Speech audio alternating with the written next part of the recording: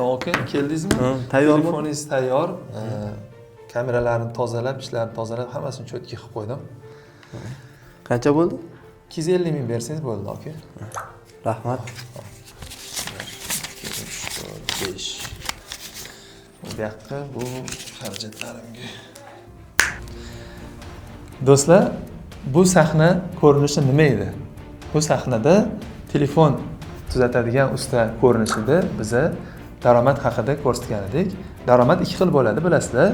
Aktiv daromad bu mana usta ishlagan puli va ikkinchisi mana pul paydo bo'lib qolgani, ishlagan pulini bir qismini jamg'aradi va jamg'argan pulni sarmoya kiritadi, sarmoyasi esa pul tug'adi. Asosiy xulosamiz shuki, har doim daromad kelganda birinchi navbatda bir qismini sarmoyaga o'tkazing, qolganini esa sarflang.